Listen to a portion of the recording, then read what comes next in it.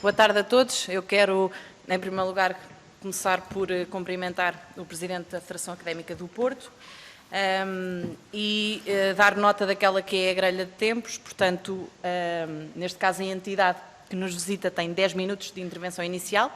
Em seguida, nós damos a palavra aos grupos parlamentares que têm 3 minutos cada um. E no final a entidade visitante volta a ter 10 minutos para uma intervenção final e sem mais demoras eu passava a palavra à deputada do Partido Socialista, à Maria Begonha. Tenha a bondade.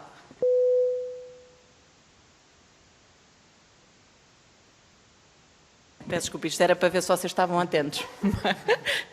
Marcos.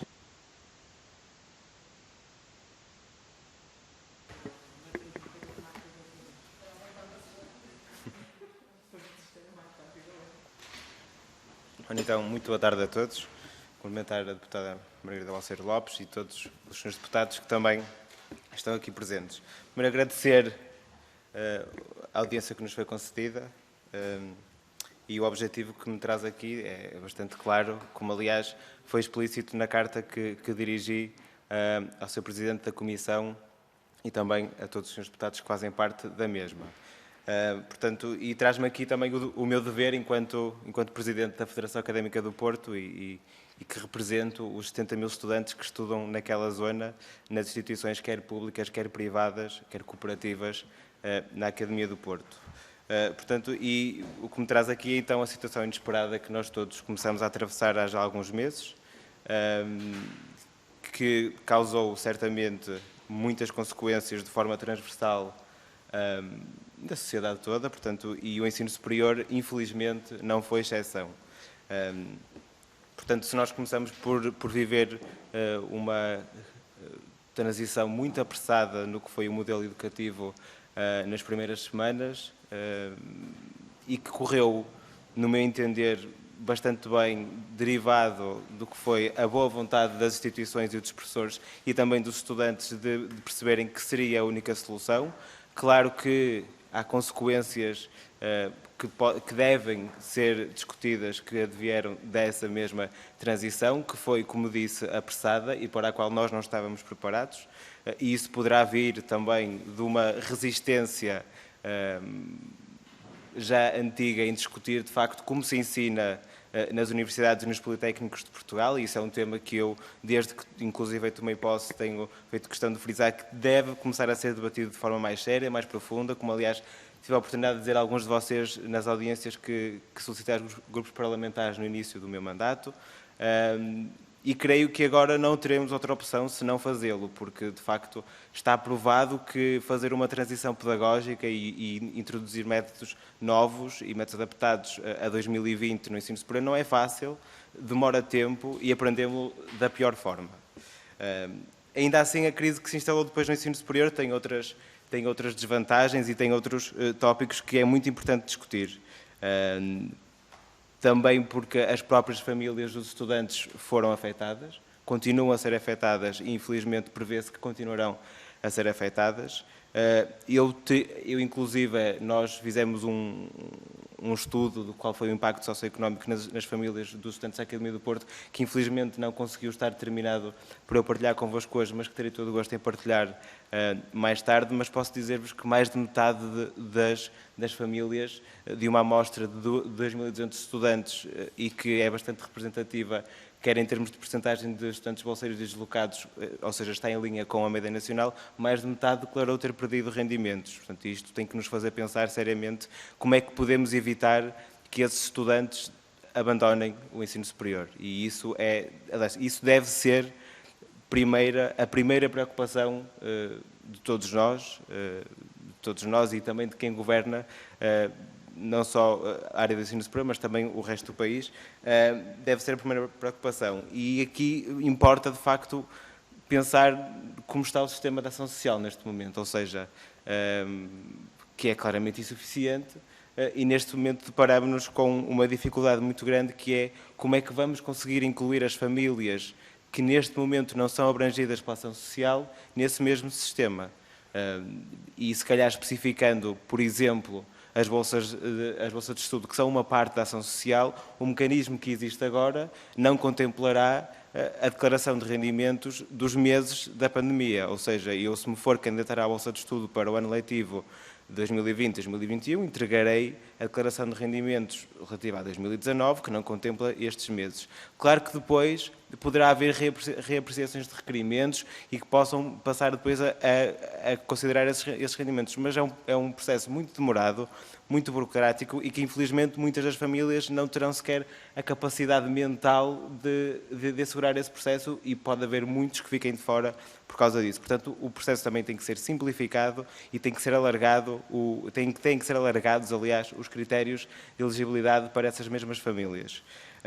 Ainda na questão da ação social, temos o problema que infelizmente já é velho e infelizmente também continua sem resolução, que é o problema do alojamento académico. Ou seja, pelos vistos, a pandemia não teve um impacto tão grande como se esperava no mercado imobiliário, portanto não se prevê que as rendas diminuam.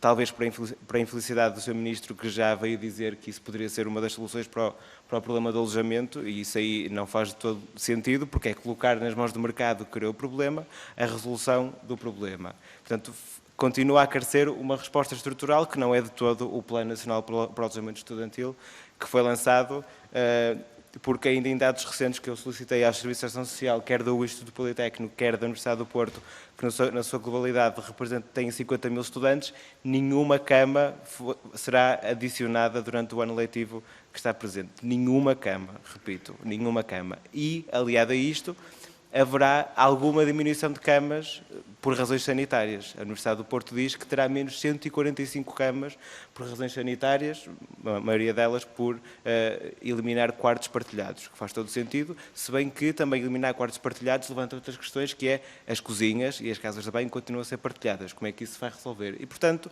também é preciso criar medidas para que o problema do alojamento não se agrave e que, aliás, comece a desagravar-se. Portanto, eu tive a oportunidade, inclusive, de ler muitas das propostas dos grupos parlamentares que têm sido feitas e aí agradeço o reconhecimento que todos têm feito, transversalmente, de que isto é um problema e apresentado propostas. E aqui poderemos encontrar várias soluções. Uma delas poderá passar por utilizar alguns dos alojamentos locais que se prevê que fiquem vazios ou que fiquem com menos utilização pelo decréscimo do turismo para que possam ser arrendados a estudantes. Há autarquias, nomeadamente a do Porto, que já estão a desenhar planos do género, mas e se houver autarquias de cidades que têm instituições de ensino que não tenham essa vontade. Portanto, e mesmo no Porto, a responsabilidade do alojamento estudantil não pode ser puramente relegada à autarquia da região, até porque muitos dos estudantes que estudam no Porto não vivem no Porto. Vivem em Gaia, vivem em Matosinhos e vivem nos concelhos limítrofes. Ainda na questão da ação social, que me parece a mais complexa neste momento. A questão da saúde mental, ou seja, também ainda no estudo que será divulgado, posso-vos dizer que mais de 70% dos estudantes diz que sentiu agravamento do seu estado de depressão ou de ansiedade durante esta pandemia. E, desses mesmos, muito menos de metade conseguiu encontrar respostas em tempo útil e acessíveis. Portanto, já havendo uma boa prática de ter psicólogos nas instituições, é claramente insuficiente, quer em número, quer em qualidade, porque se os serviços depois também não são utilizados, não é por não serem utilizados que se pode dizer que o problema não existe. O problema pode continuar a existir, a solução é que pode não ser adequada. Portanto, também importa refletir sobre isto.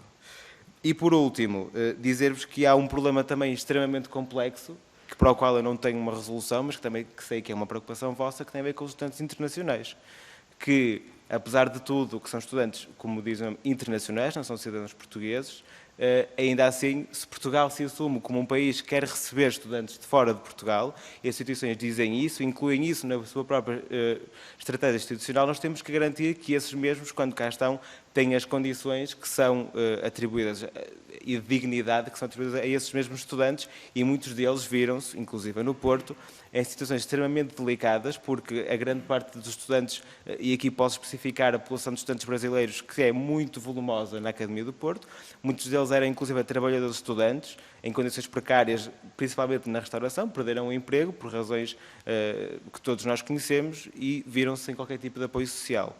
Portanto, não é... a situação é muito mais complexa que a dos estudantes nacionais e é preciso, de facto, começar a discutir o problema. Felizmente, muitos deles tiveram apoio das instituições, no caso da Universidade do Porto, que conseguiu apoiar num montante global de 128 mil euros os estudantes internacionais, através de um fundo próprio, mas porque teve capacidade para isso. E as instituições que não têm, não o fizeram. E houve estudantes na Academia do Porto internacionais que não tiveram apoio e isso também tem que ser resolvido. Seguidamente, portanto, o ensino à distância acabou também por revelar uma série de questões, uma série de problemas que não se punham, nomeadamente, se eu não tiver um computador, mas também não precisar dele para assistir às aulas, portanto, não é um problema, começou a ser. Ou seja, a quantidade de estudantes que não tinha computadores ou internet para estudar foi muito maior do que eu achava, porque na minha vida de estudante, creio que nunca conheci nenhum colega que tivesse um computador. Para a minha surpresa, para a minha má surpresa, acrescento, nós tivemos desagregadamente mais de 2 centenas de pedidos de ajuda para aceder a equipamentos eletrónicos. Aqui a resposta foi, mais uma vez, das instituições e das estruturas académicas que, inclusive, também souberam dar resposta ao problema. Portanto, felizmente foi sendo resolvido, mas foi de forma pontual. E parece-me que esta modalidade de ensino veio para ficar, e vou já terminar, veio para ficar, portanto, também temos que criar uma resposta estrutural e garantir que, caso se perpetue a necessidade de acompanhar o ensino à distância, todos têm essa mesma capacidade e que não tenham que depender da sua capacidade ou incapacidade pessoal ou familiar de assegurar esses meios. E, por último, num jeito de conclusão, portanto, isto deverá dar-nos o sinal de que precisamos de refletir algumas questões de forma mais aprofundada sobre o ensino superior, para além daquelas que são tipicamente discutidas, que se acabam por cingir, nomeadamente, às questões do financiamento, que são muito importantes, mas a questão pedagógica é extremamente relevante, porque agora coloca-se a questão que é: será que nós estamos a ensinar, através desta modalidade, o suficientemente bem aos nossos estudantes? Como é que o mercado de trabalho vai reagir a estudantes que passaram um semestre inteiro longe das salas de aula, dos laboratórios, sem preparação e de forma totalmente improvisada? Portanto, também vos apelo que possamos discutir isto de forma mais aprofundada e não posso, por último, deixar de lamentar a total falta de sensibilidade que tem sido do nosso Governo para esta área, porque do plano de estabilização económica e social, as únicas medidas que lá estão relativas ao ensino superior são ou cumprir os números estabelecidos no contrato de legislatura, nomeadamente à criação de mais vagas para cursos técnicos profissionais e para maiores de 23 anos, ou então a medida muito boa de atribuição automática de bolsa para estudantes que transitam do primeiro para o segundo ciclo, mas que, por cálculos que eu consegui fazer também na Academia do Porto, apenas abrangem 4% dos estudantes. Portanto, é manifestamente insuficiente e eu pergunto onde ficaram os outros. Portanto, e peço muito obrigado a todos, obrigado pela vossa atenção.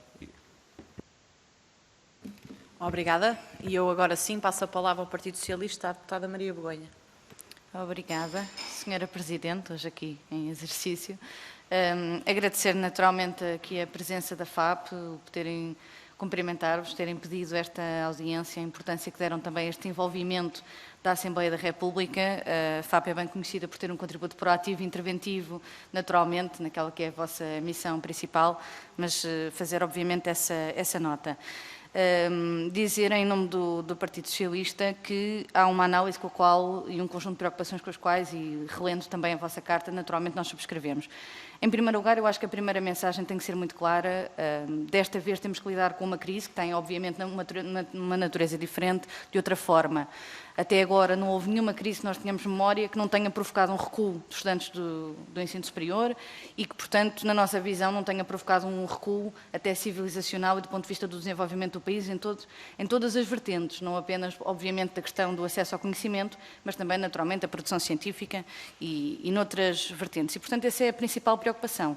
Face a esta crise, face aos desafios, como não ter este ano ou não sermos confrontados com esse recuo. Porque sabemos que, obviamente, vai haver muitas famílias e muito mais estudantes confrontados com a perda de rendimentos.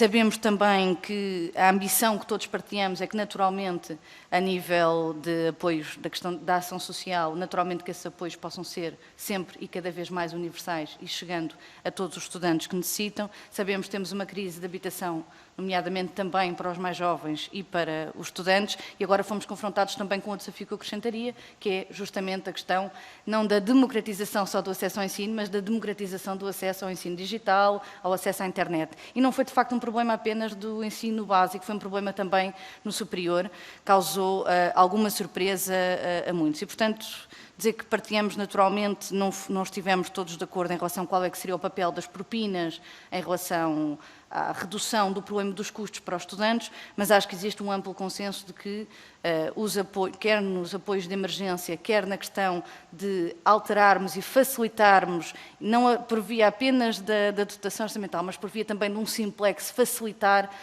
o acesso à ação social. O Partido Socialista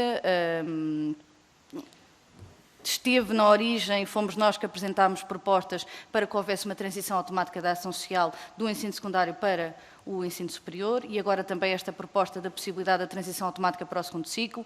Compreendo a questão de que universo de estudantes é que responde, ainda assim tenho que dizer que acho que este foi um passo muito positivo num país onde tínhamos sempre muita dificuldade em dialogar e em ter resultados sobre a questão de apoios e de bolsas para o segundo ciclo, onde é cada vez mais uma questão premente a democratização de um segundo ciclo e não apenas de um primeiro.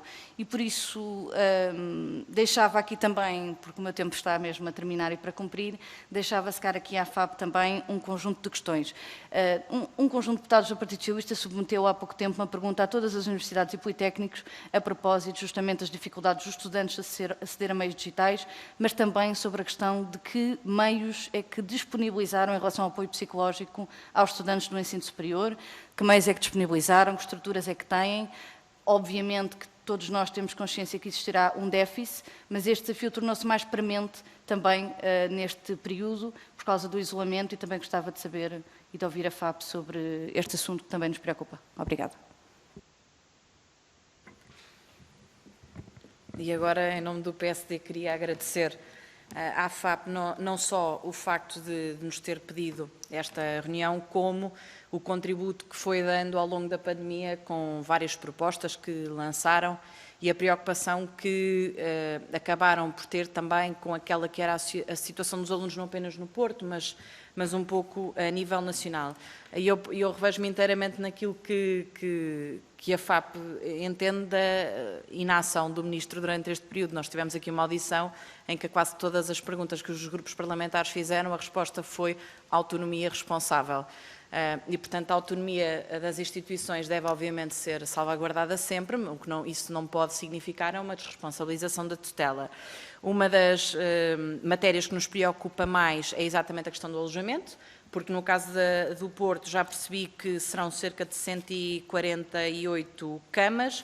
No caso da UTAD, e também a FAP esteve presente numa reunião que nós fizemos com as associações académicas, neste caso a JSD, e na UTAD os números que nos deram foi menos 332 camas, o que, se nós tivermos em consideração que tínhamos um problema grave de falta de alojamento, se acrescentarmos estas limitações, temos um problema gravíssimo. Sobretudo porque as famílias que terão necessidade de recorrer a alojamento, eu poderei concluir que serão em número superior, porque a situação de emergência social e económica também contribui exatamente para isso, e infelizmente são ou as instituições ou as autarquias que têm ficado de alguma forma responsáveis por isso.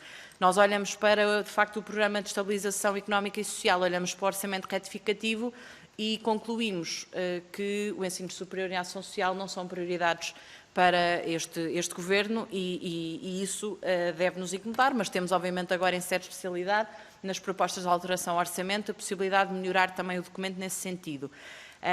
Outra das áreas, e eu diria que talvez a que mais nos preocupa olhando para a questão das bolsas, para a ação social, mas em particular para a questão das bolsas, é a questão do regulamento de atribuição. É verdade que já é possível existirem auxílios de emergência, é possível haver uma reapreciação dos pedidos que já tinham sido feitos anteriormente, mas eu acho que a primeira pergunta é quanto tempo é que isso demora e quantos alunos é que terão ficado pelo caminho entretanto. Portanto, uma das perguntas que eu queria colocar à Federação Académica do Porto é que alterações é que via necessárias ao regulamento de atribuição de bolsas para poder já consagrar esta nova realidade, porque os rendimentos de 2019 são totalmente diferentes dos rendimentos pós-Covid, bem, não é bem pós-Covid, mas pós-março de 2020. E, em último lugar, nós não sabemos se existirão novos surtos. Aquilo que nós sabemos é que, de alguma forma, devemos estar mais preparados para a circunstância ou a eventualidade disso acontecer. E, portanto, a minha pergunta é que planos é que estão a ser desenhados, neste caso, nas instituições no Porto, para que, na eventualidade de existirem novos surtos, para que nós possamos, de alguma forma, estarmos mais preparados e os alunos, muitos deles sem acesso à internet ou sem acesso a dispositivos, para que haja, no que diz respeito à igualdade de oportunidades, para que estejamos melhores em setembro, em outubro, em novembro de 2020 do que estávamos em março, em abril de 2020. Obrigada. E agora, pelo Grupo Parlamentar do Bloco de Esquerda, Luís Monteiro.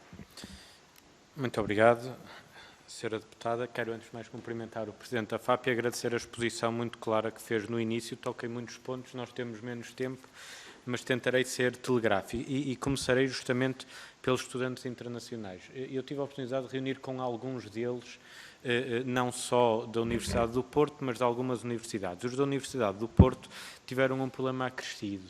É que, ainda antes da pandemia, tinha sido decidido pela Universidade, em Conselho Geral, salvo erro, o aumento da propina dos estudantes, especificamente os brasileiros, porque existia anteriormente um acordo de CPLP ou com esta comunidade brasileira e, portanto, o aumento em 500 euros, que tocou justamente na altura da pandemia, criou-lhes uma dificuldade acrescida.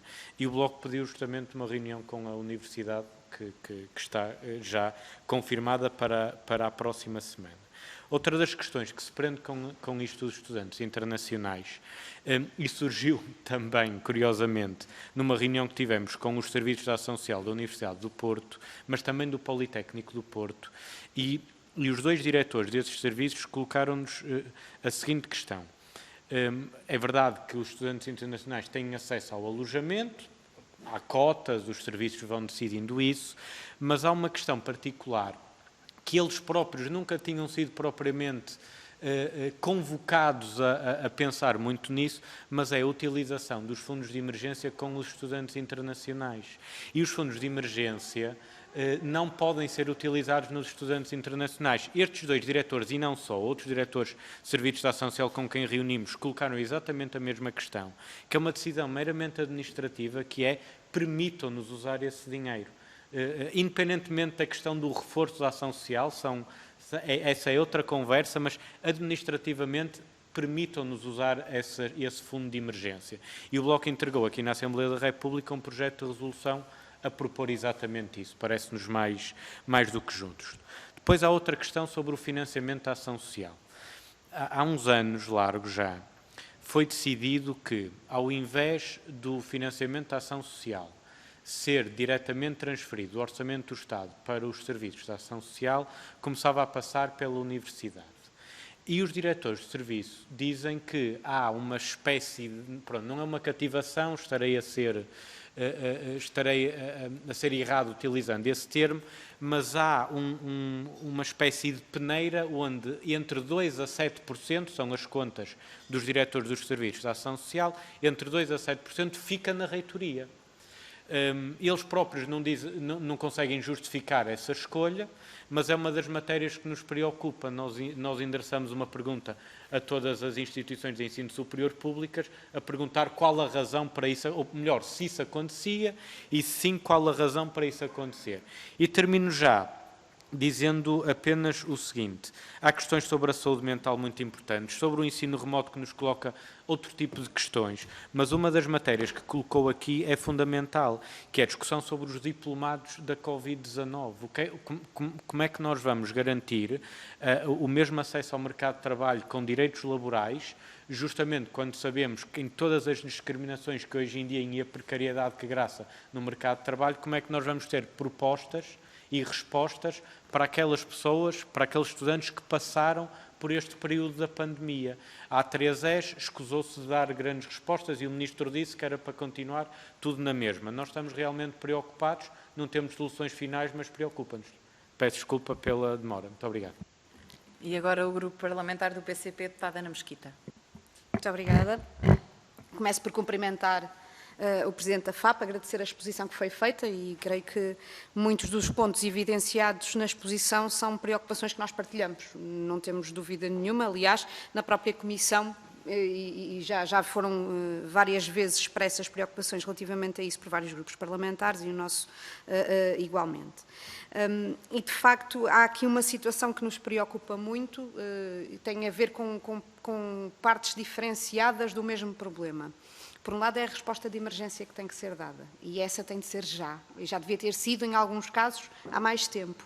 E houve até oportunidade para isso, porque existiram propostas para dar resposta a alguns dos problemas que, a serem colocadas em prática, teriam ajudado muita gente, e nós temos receio que, efetivamente, se não houver aqui uma ação determinada por parte do Governo, que se junte ao problema da pandemia, uma pandemia de abandono escolar. E isto porque, de facto, há um problema gravíssimo com a perda de rendimentos e se não há aqui uma intervenção para o alargamento da ação social escolar, quer ao nível do universo de abrangidos, mas quer ao nível dos montantes também que vão ter que ser atribuídos, vamos ter aqui um problema gravíssimo que vai excluir muita gente e nós consideramos que não pode ser esse o caminho. E, portanto, nós já fizemos uma proposta que vai, um projeto de lei que vai no sentido deste alargamento, inclusivamente teremos no próximo dia 26 diversos projetos de lei que estarão em discussão com medidas direcionadas para o ensino superior. Uma das questões que também nos preocupa muito é, de facto, a do alojamento, e a do alojamento em duas vertentes, que é, por um lado, havendo esta diminuição do número de camas, quem é que vai ficar, quem é que vai sair? Isto, com que critérios é que isto vai ser feito e se não há estudantes que estavam colocados em alojamento agora que de repente ficam sem ele e o que é que lhes vai acontecer? Num contexto em que o alojamento é claramente insuficiente e que, lá está, a ação social escolar é ainda muito escassa. Preocupa-nos a questão das propinas. Nós temos uma posição conhecida sobre a questão global das propinas. Eu acho que ela cada vez se justifica mais e, nesta altura, exigiria também medidas acrescidas em termos de emergência que estamos a atravessar, tendo em conta todo o enquadramento que existe e a perda de rendimentos no geral. E, portanto, estamos também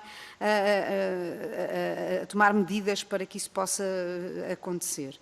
Relativamente à saúde mental, e vou terminar, eu acho que esta é uma questão muito importante que também tem a ver com o desgaste que esta situação coloca, e eu diria que não é só aos estudantes, eu creio que é ao geral, ao coletivo geral, não é? Mesmo os próprios trabalhadores, professores, enfim, porque a exigência que é colocada de uma brutal adaptação num curto espaço de tempo, com múltiplas respostas e às vezes até acumulando aquilo que é um tempo letivo com aquilo que era o tempo de estudo e uma grande confusão, que advém de uma situação que não era esperada, efetivamente traz-nos um problema muito grande e nós acompanhamos em absoluta a necessidade de se procurarem soluções para um apoio acrescido, para que todos nós estejamos em condições de continuar a vida para lá da pandemia. Muito obrigada.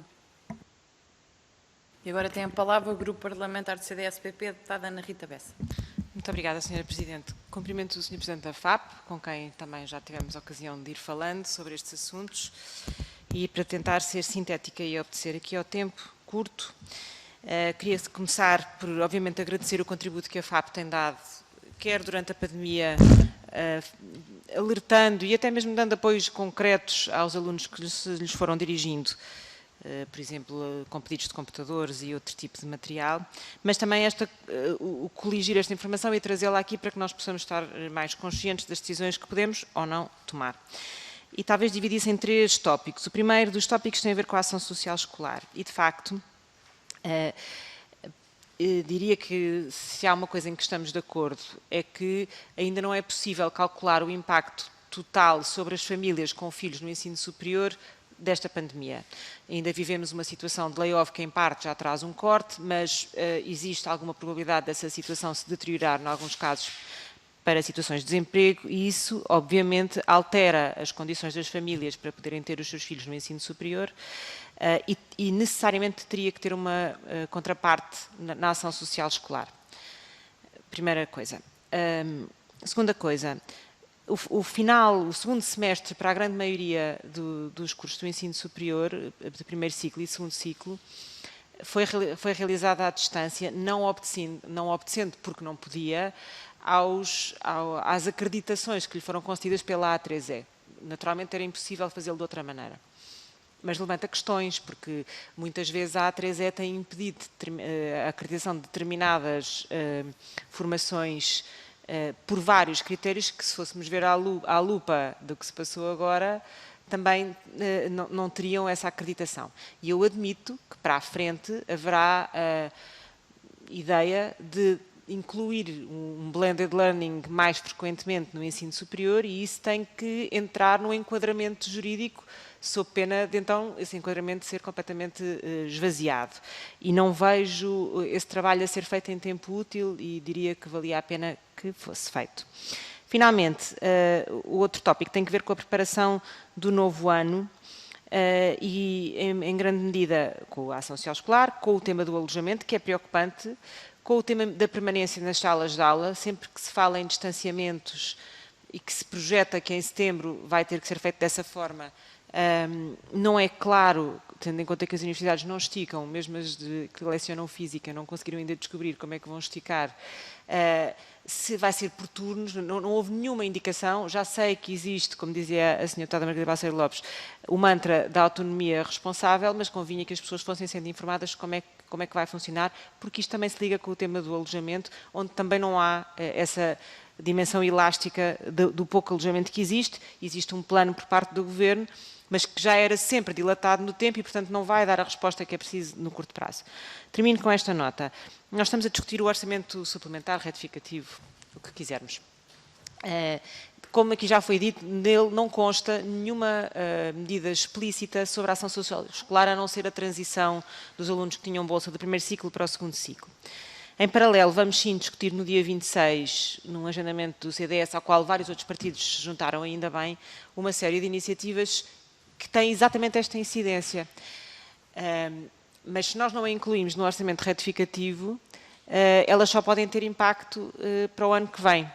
E, portanto, eu acho que há aqui um problema que convinha encarar politicamente, porque isto não vai bater certo, não é? Pronto. E, portanto, deixo esta nota para vermos como é que a resolvemos, sendo certo que nós temos foi criada esta ideia de que, esta regra, de que nós não podemos mexer nos tetos orçamentais e, portanto, estamos inibidos por essa via de aumentar a ação social escolar. Mas se calhar o Sr. Ministro terá que, se não pela força das nossas alterações, pela força da pressão que elas fazem, tratar de o fazer. Muito obrigada. Obrigada, Sra. Deputada. Dar nota que a Sra. Deputada Ana Mesquita terá de se ausentar e ir para o plenário, porque tem responsabilidades na mesa, mas que depois terá a oportunidade de ouvir a gravação resposta às questões que foram colocadas. E agora, em último lugar, o Grupo Parlamentar do PAN, a Sra. Deputada Biana Cunha. Muito obrigada. Muito obrigada. Cumprimentar o Sr. Presidente da FAP, cumprimentar também as senhoras e senhores deputados presentes. Relativamente àquilo que nos foi exposto, dizer que da parte do PAN, obviamente, acompanhamos as preocupações, tomamos boa nota delas e, nesse sentido, gostaria de manifestar algumas, ou reiterar algumas das nossas preocupações relativamente ao ensino superior e tecendo considerações naquilo que é o orçamento suplementar apresentado e também aquilo que são, dar nota que também agendamos para dia 26 de junho um projeto de recomendação ao Governo no sentido de, portanto, são 25 medidas do PAN para o ensino superior, neste contexto Covid-19. Naquilo que diz respeito ao orçamento suplementar, parece-nos que, de facto, mais uma vez, há aqui um desinvestimento crónico relativo ao ensino superior, seja relativo à questão dos investigadores, dos docentes, seja a questão das próprias bolsas de investigação, seja também naquilo que são os apoios sociais insuficientes aos estudantes e também aquilo que é a parca rede da educação inclusiva no ensino superior. Se também, por um lado, o Governo procura aqui neste orçamento suplementar e, a nosso ver, empurrou com a barriga para o próximo ano letivo aquilo que é a resolução dos problemas ao nível da transição digital, que sendo uma bandeira do Governo não compreendemos porque é que não começou desde logo a dar resposta a este problema, já no ensino superior nem sequer acautela esta preocupação e para nós isto é bastante preocupante e indiciador de que de facto não há aqui um investimento suplementar no ensino superior tão necessário.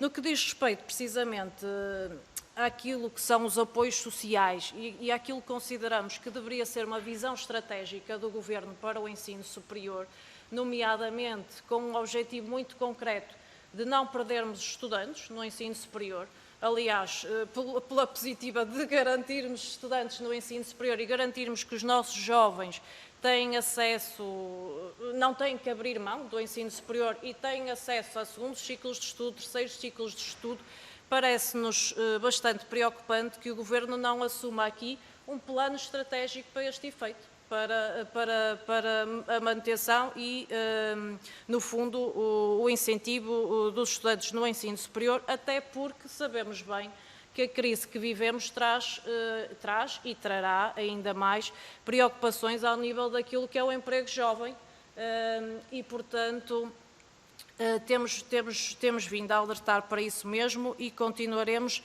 a alertar. O que gostaríamos de perguntar ao Presidente da FAP prende-se precisamente com um plano estratégico para o ensino superior neste contexto de Covid-19.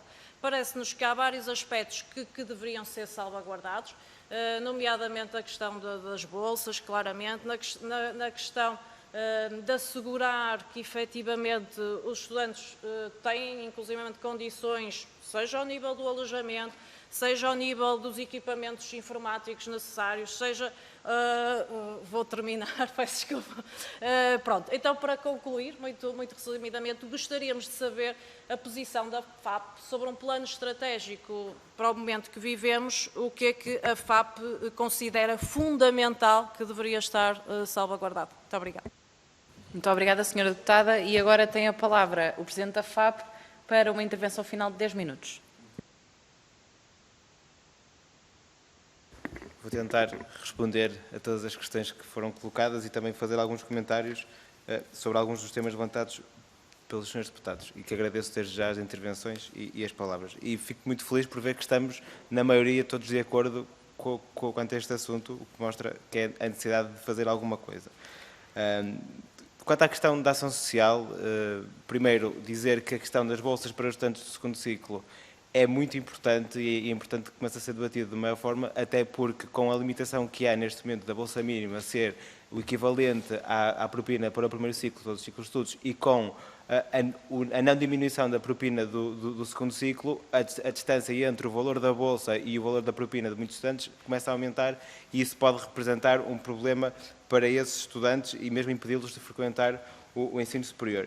E este impedimento de frequentar o ensino superior e evitar que o número de estudantes diminua é também uma preocupação da FAP, em dois sentidos. Em primeiro, garantir que os que lá estão não saem, portanto, e voltarmos à taxa de abandono escolar da última crise, que estava acima dos 30%, portanto, mais do dobro do que era a média da União Europeia. Nós, felizmente, temos feito um caminho de aproximação com a média e quase que convergimos. Espero que este ano não comecemos a divergir ainda mais. Ainda assim, estou algo pessimista quanto a isso. Esperemos que todos os mecanismos que têm sido introduzidos, nomeadamente a questão das vias profissionalizantes poderem aceder também, possa colmatar e esperemos que seja só um pessimismo e não uma realidade. Portanto, quanto à questão, e se calhar respondendo às questões da ação social, alterações ao regulamento, portanto, neste momento, talvez mais do que uma possível alteração do limiar de elegibilidade fosse mesmo alterar, nem que fosse a título excepcional, ou seja, para o próximo ano letivo, para depois fazer atempadamente uma revisão do regulamento, a questão da declaração de rendimentos poder incluir os meses da pandemia. Não me parece nada muito complicado de fazer administrativamente e que poderá resolver muitos dos problemas. Ainda assim, eu estou muito preocupado com isto e vejo isto pouco possível, porque o Sr. Ministro garantiu-me a mim, num programa que a FAP promoveu há cerca de 2 meses, que não tem intenção de rever o regulamento, porque já foi revisto há algum tempo e para já está bem. Portanto, espero que ele mude de intenção, ou que vocês o consigam fazer mudar de intenção, porque não me parece que esteja bem e os dados que recolho dos estudantes da Academia do Porto não dizem que está bem. Portanto, e os planos que estão a ser desenhados para o próximo ano? As instituições na Academia do Porto têm trabalhado, ou estão a trabalhar, sobre 3 cenários. Portanto, o primeiro cenário é de que tudo volte a ser como era antes, portanto, que os estudantes possam todos regressar às instituições para todas as aulas. Um cenário intermédio, que será relativamente parecido com o que temos neste momento, em que já há alguns estudantes que vão às instituições ter algumas aulas, inclusive agora ter avaliações, ou então um cenário que é o menos desejável, que é o que tivemos no início da pandemia, que voltamos todos para as nossas casas e continuamos a ter aulas lá. Isto levanta, de facto, um problema para o próximo ano, que é, se nós tivermos que continuar, quer no segundo cenário, quer no terceiro, como é que vai reagir a 3ES, que acredita os cursos para ensino presencial?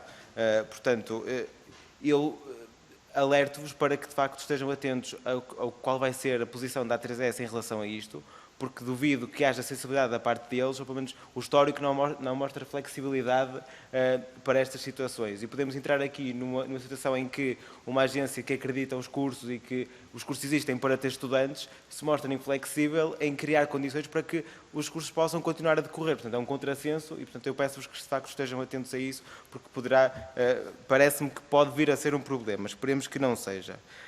Quanto à questão da saúde mental, portanto, de facto, as instituições da Academia do Porto reforçaram os meios que tinham disponíveis, criaram inclusive novas linhas de apoio psicológico e, pelo que sei, pelos dados que nos foram fornecidos, houve um ligeiro aumento de afluência a esses serviços.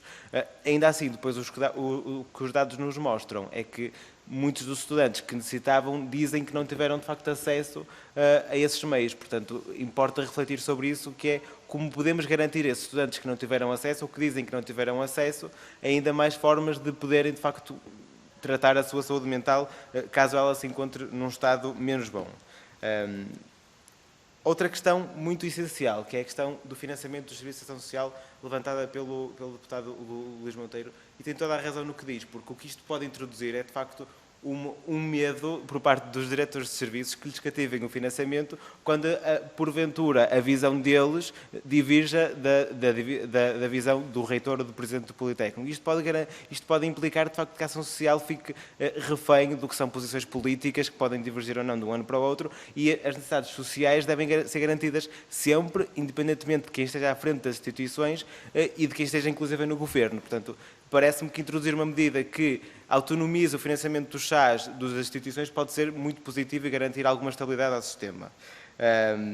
Portanto, os diplomados do Covid-19, como também chamou o deputado Luís Monteiro, que acho curioso, nunca tinha ouvido essa expressão, é um problema. Portanto, porque se por um lado se garante, as instituições têm a preocupação de garantir a máxima de qualidade, é que garantem como? Dizendo que fizeram os máximos esforços, tudo bem, mas o mercado de trabalho pode não reconhecer isso e podemos estar perante um problema social que depois também não tem como controlar, porque nós não há mecanismo para garantir que as empresas estão ou não a discriminar esses mesmos diplomados. E o desemprego jovem já é uma preocupação, poderá vir a ser mais uma preocupação, como é o caso do alojamento.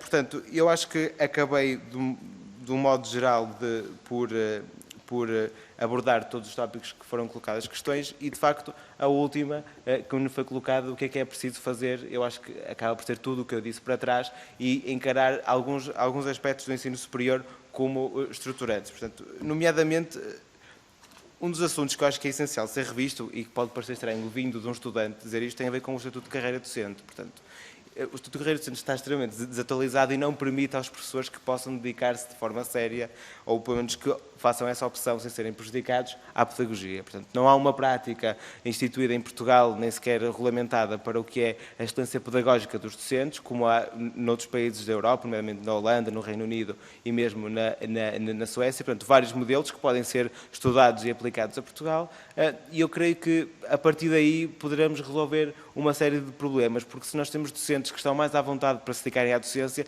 terão a partir da mais sensibilidade para acompanhar os seus estudantes, têm mais tempo, portanto, e por aí podemos resolver uma série de problemas, inclusive sociais. Portanto, eu acho que o que faltará aqui é um planeamento estratégico a longo prazo, participado, para o futuro do ensino superior. Para já, o que falta é que, de facto, o Sr. Ministro se descola da autonomia responsável, que, no meu entender, tem sido um esquecimento dissimulado da parte dele, das instituições, ou talvez até propositado, mas não estarei aqui a fazer esse tipo de considerações, e, portanto, as preocupações da FAP são estas que vos expus, as propostas são estas, e, portanto, reitero a nossa disponibilidade para continuar a trabalhar convosco, para resolver estes problemas que são, de facto, muitos e que são urgentes de resolução. Portanto, muito obrigado a todos pela vossa atenção e pelo vosso tempo. Muito obrigada, desde logo pela capacidade de síntese. Em último lugar, queria só dar nota que nós temos atualmente 6 iniciativas relacionadas com o ensino superior na Comissão, fora as propostas de alteração que imagino que possam surgir na sequência da discussão na especialidade do orçamento retificativo. E agora sim, como nota final, agradecer uma vez mais a vinda da Federação Académica do Porto à Comissão de Educação, Ciência, Juventude e Desporto. Obrigada.